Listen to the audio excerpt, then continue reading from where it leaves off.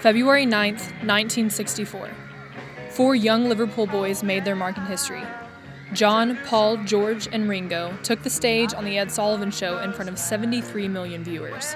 I remember my dad was the one that said, "Hey, are you going to watch the Beatles tonight on Ed Sullivan?" I was like, who's that? I think it was pretty immediate. The minute they hit here, there was pretty much a craze.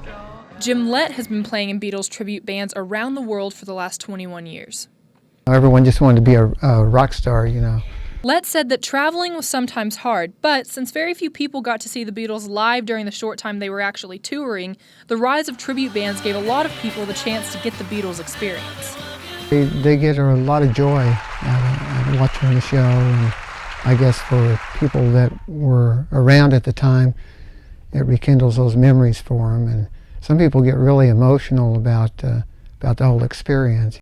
Lett was one of the many fans who latched onto the Beatles from the beginning, but some people weren't so quick to jump on the bandwagon. Oklahoma City's Mr. Rock and Roll himself said that he missed out on the Beatles' appearance on The Ed Sullivan Show, and when a fellow DJ played a song for him soon after, he admitted to being skeptical. He said, "I want you to listen to this group, tell me what you think about it, about these guys." I had no idea who they were, and he played me a song, and I think it was "Love Me Do." He said, "What do you think?" I said, "I don't really hear it."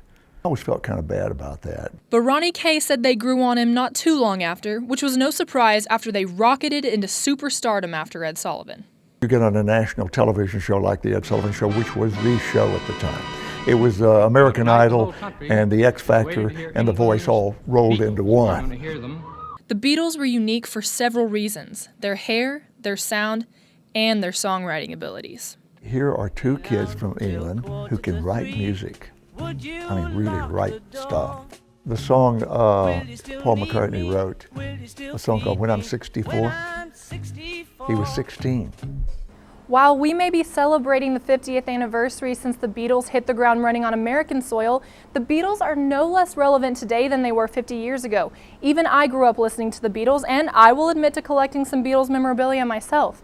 And Ronnie Kay said that as long as KOMA is on air, the Beatles will be there too. If we changed the format in any way, the last thing we would leave is the Beatles music, because you can say the word and it's magic still.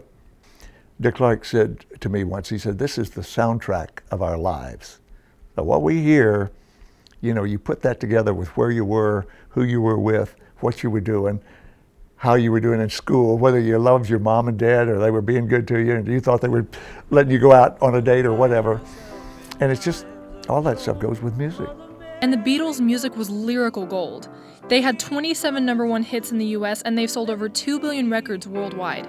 Taylor Newcomb, OU Nightly.